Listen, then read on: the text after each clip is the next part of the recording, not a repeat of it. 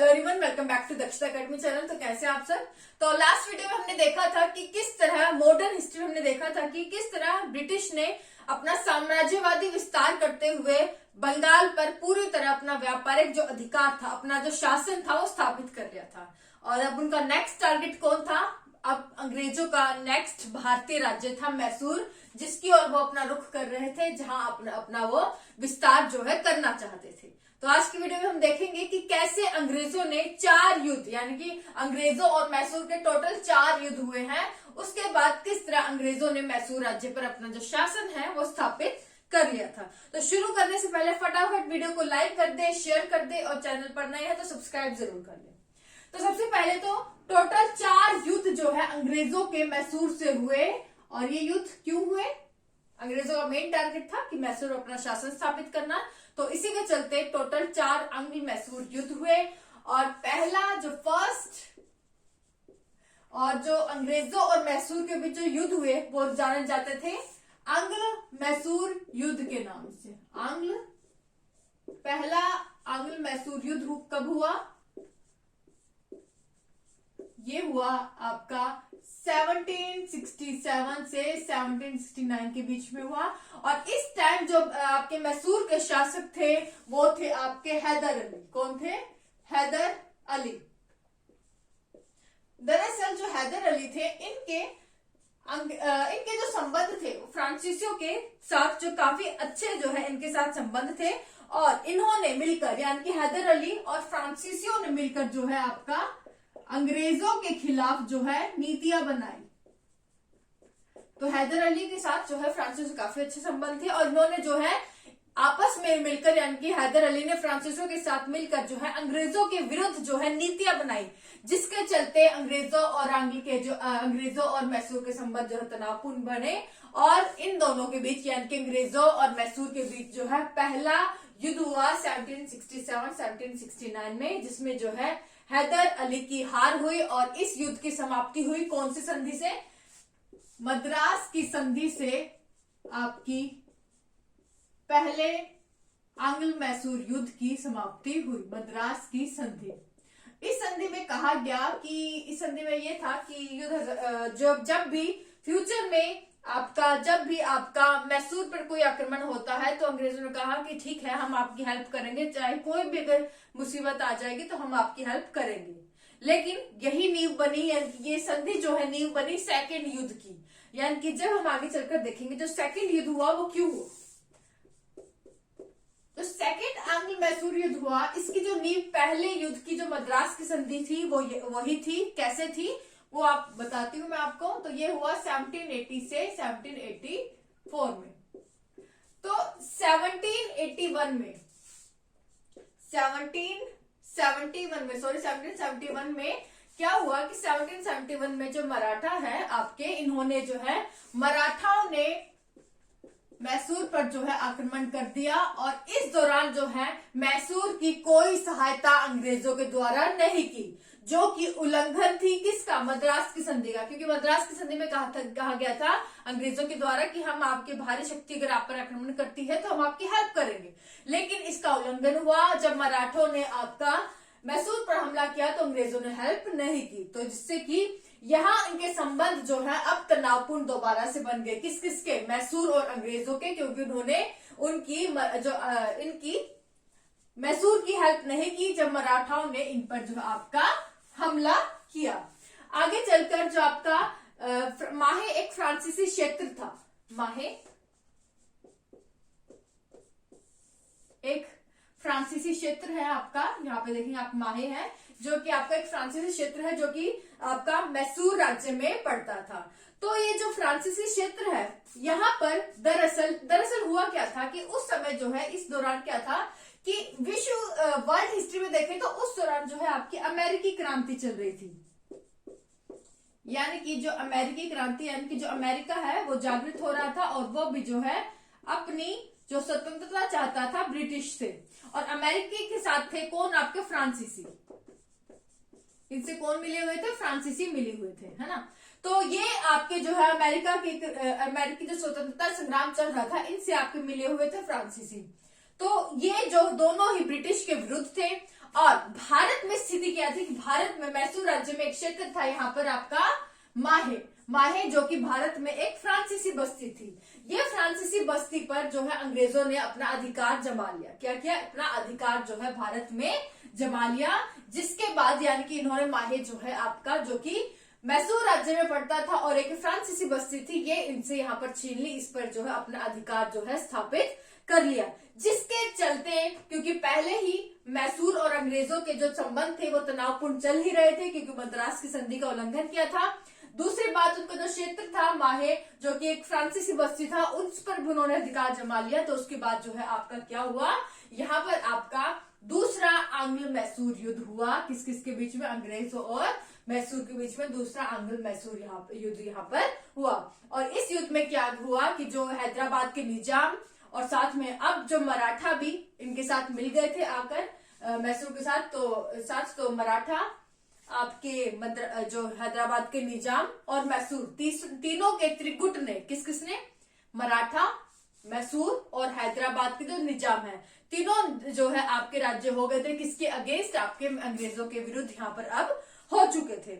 अब यहाँ पर एक स्थिति देखें तो जो इस समय जो अंग्रेजों की स्थिति बहुत दयनीय स्थिति थी, क्योंकि नेशनल लेवल अगर भारत में देखें और साथ ही जो वर्ल्ड लेवल पर देखें, अंतरराष्ट्रीय स्तर पर देखें, तो नेशनल और इंटरनेशनल, राष्ट्रीय और अंतरराष्ट्रीय स्तर पर दोनों ही तरफ से तो जो है आपका अंग्रेजों के ऊपर जो है तनाव बना हुआ था। दोनों ही तरफ से उनकी जो दयनीय स्थिति थी। तो यहाँ पर और साथ ही जो बंगाल और जो आपका बिहार है, बंगाल और जो बिहार राज्य थे भारत में, वहां पर जो ब्रिटिश अधिकारी थे, तैनात थे, उनमें भी जो संबंध थे वो तनावपूर्ण बने हुए थे। तो नेशनल और इंटरनेशनल लेवल दोनों ही स्तर पर जो है अंग्रेजों की जो स्थिति थी काफी स्ट्रेसफुल थी। तो इन सब से निकलने के लिए अंग्रेजी जो गवर्नर थे, गवर्नर जनरल कौन इस समय थे आपके, जो इन्होंने बहुत कुशलता से इस युद्ध का जो है निचोड़ निकाला। उन्होंने क्या किया? पहले बात तो उनका गवर्नर का नाम लिखो। गवर्नर थे आपके लॉर्ड हेस्टिंग्स। कौन थे?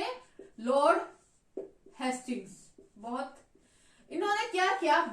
बड़ी कुशलता से सबसे पहले क्या किया कि इस युद्ध में कौन कौन शामिल थे? मैसूर तो शामिल था ही, साथ ही हैदराबाद के निजाम शामिल थे और मराठा शामिल थे, जो कि अंग्रेज के विरुद्ध थे दूसरे आंग्ल मैसूर युद्ध में। तो सबसे पहले हेस्टिंग्स ने क्या किया? निजाम और मराठा को इस युद्ध से जो है अलग करा, यानी कि अपने पक्ष में इन्हें ले लिया। मराठाओं को इन्होंने अलग करके मराठाओं के साथ इन्होंने क्या किया? मराठाओं के साथ इन्होंने यहाँ पर की सालपाई की संधि। सालपाई की संधि करते हुए इन्हें इस युद्ध से जो है अलग कर दिया। ये संधि कब हुई? द्वितीय आंग्ल मैसूर युद्ध के समय हुई। और ये संधि किसके साथ हुई थी याद रखनी है।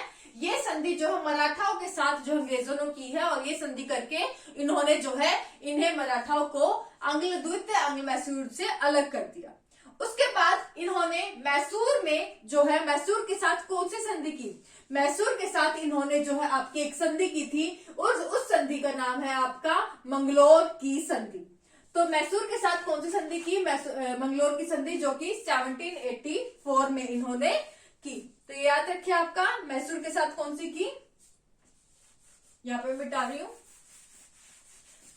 तो दो संधि आपकी द्वितीय आंग्ल मैसूर के युद्ध के समय हुई है। सालबाई की संधि जो कि अंग्रेजों की मराठाओं के साथ हुई, तो बिल्कुल कंफ्यूजन मत होइएगा।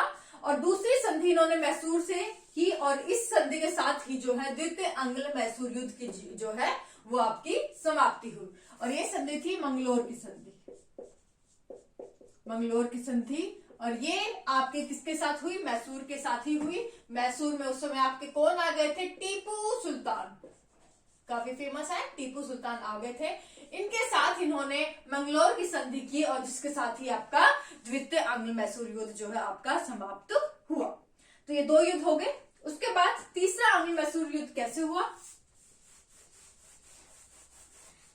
तीसरे आंग्ल मैसूर युद्ध के समय आपके जो कौन थे, सबसे पहले तो लिख ले थर्ड आंग्ल मैसूर युद्ध। और ये आपका कब हुआ? 1790 से 1792 के समय। और इस समय जो अंग्रेजी जो आपके गवर्नर जनरल थे वो कौन थे? कॉर्नवालिस।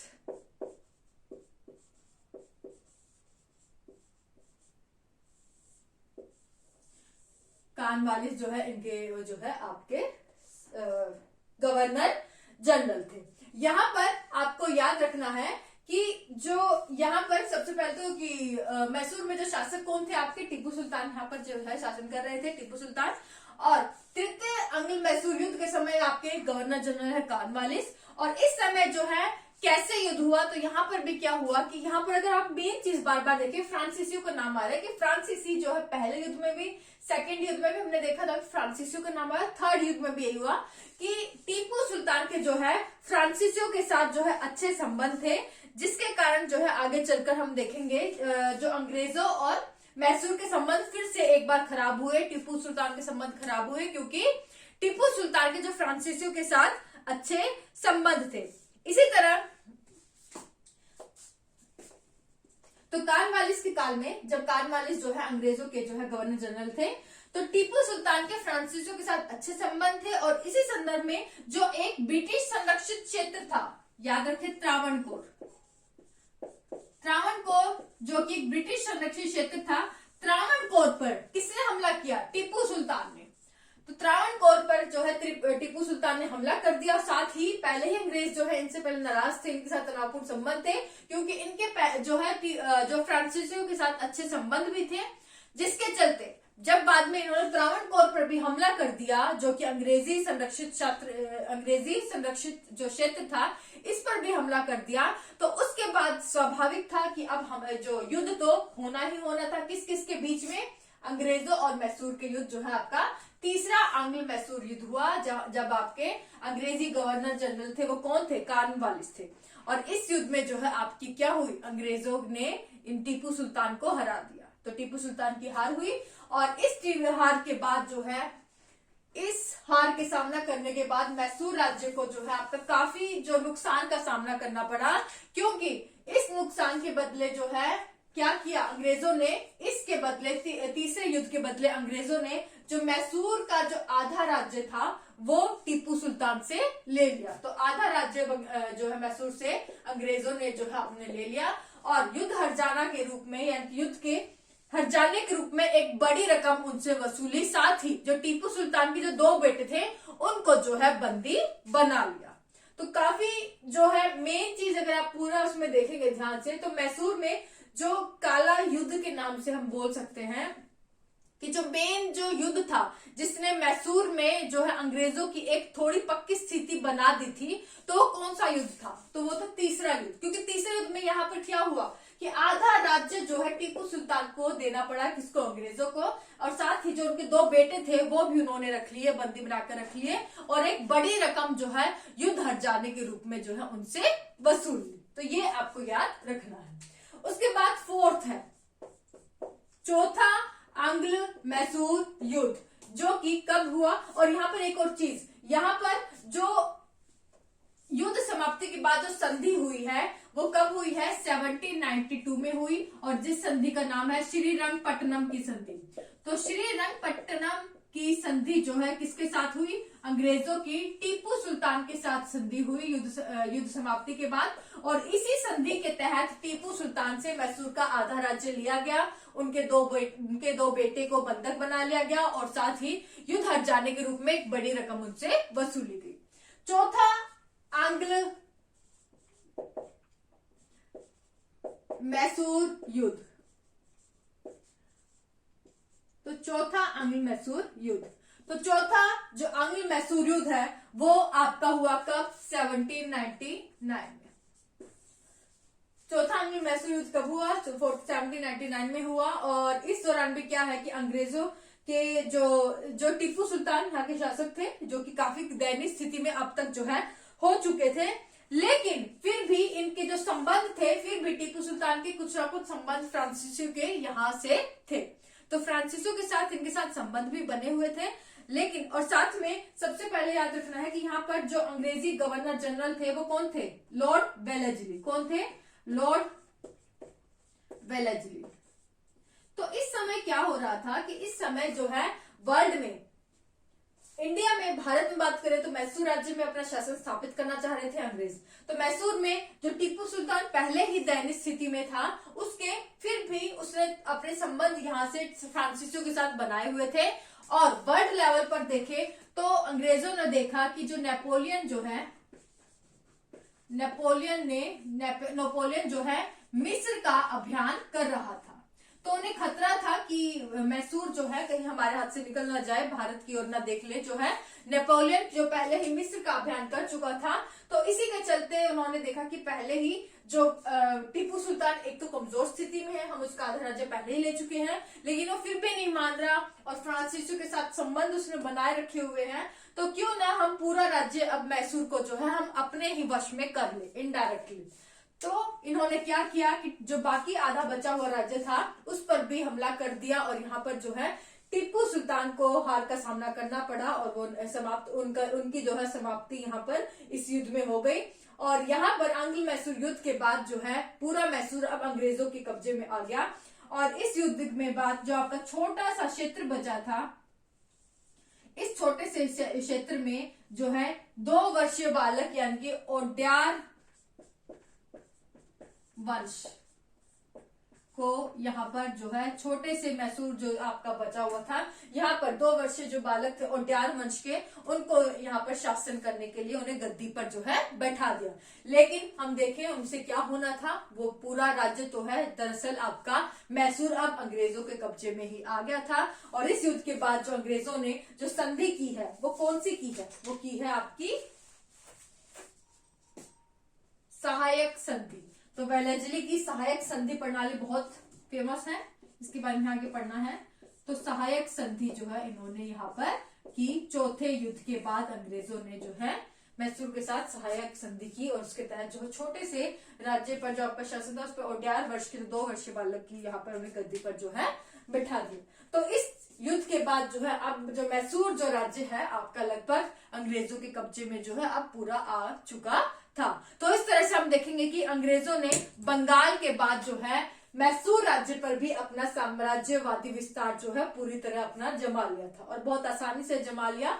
मेन यहाँ पर हम देखें तो मेन जब तीसरा युद्ध हुआ तो टीपू सुल्तान के साथ, तो इस युद्ध में तीसरा जो युद्ध था वो एक निर्णायक युद्ध था, क्योंकि इसी में जो है आधा राज्य उन्होंने अपने राज्य में कब्जा कर लिया था और कमजोर कर दिया था पहले ही टीपू सुल्तान को, उनके बेटों को अपने कब्जे में रखकर, और एक बड़ी रकम युद्ध रकम हर्जाने के रूप में जो बड़ी रकम उनसे यहाँ पर उन्होंने अंग्रेजों ने हासिल कर ली थी।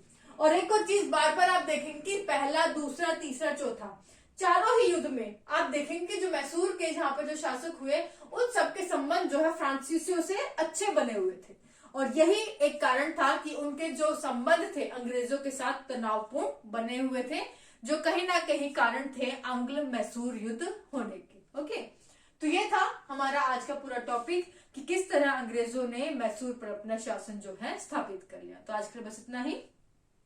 नेक्स्ट वीडियो में बहुत इंटरेस्टिंग शुरू हो जाएगा हमारा मराठा। तो कैसे इतने बड़े, इतने शक्तिशाली मराठा राज्य पर अंग्रेजों ने अपनी विजय प्राप्त की, अपना साम्राज्यवादी विस्तार किया, ये हम नेक्स्ट वीडियो में देखेंगे। एक और चीज, अगर आप मुझे फॉलो करना चाहे तो जीके फैक्ट्स अकेडमी में लिख देती हूँ यहाँ पे साइड में,